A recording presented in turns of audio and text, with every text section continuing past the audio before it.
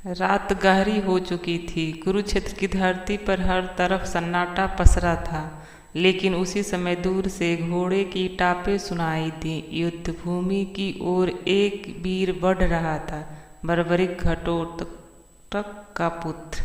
उसकी आंखों में दृढ़ता थी, पर चेहरे पर करुणा भी। उसके पास 3 बाण थे, इतने शक्तिशाली कि पूरे युद्ध का रुख पलट सकते थे। बर्बरिक के मन में एक प्रतिज्ञा थी, मैं हमेशा हारने वाले का साथ दूंगा। यही उसका व्रत था, यही उसकी आस्था थी। सुबह होते श्री कृष्ण ने उसे देखा। श्री कृष्ण मुस्कुराए, लेकिन उनकी आंखों में एक गहरी चिंता छुपी हुई थी। उन्होंने पूछा, बर्बरिक बताओ, तुम किस ओर से युद्ध करोगे? बर्बरिक ने शांत स्वर में उत्तर दिए, जहाँ भी हार होगी वहीं मैं रहूँगा, क्योंकि मेरा धर्म है पराजित का सहारा बनना।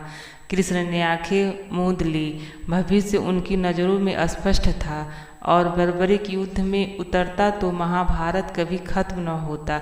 एक पक्ष हारता तो बर्बरिक उसी साथ हो जाते, फिर दूसरा हारता तो उसके उधर चले जाते। युद्ध चलता रहता, अंतहीन। कृष्ण का हृदय भारी हो गया।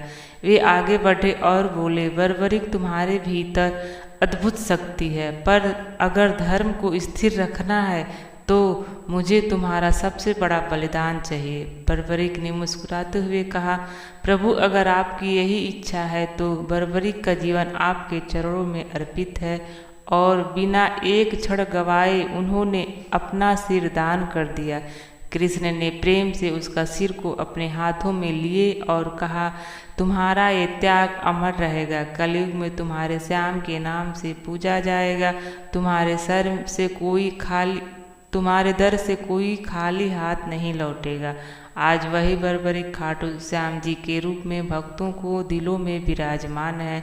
लोग उन्हें हारे का सहारा कहते हैं और मानते हैं कि जो सच्चे दिल से श्याम जी को पुकारता है उसकी पीड़ा मिट जाती है।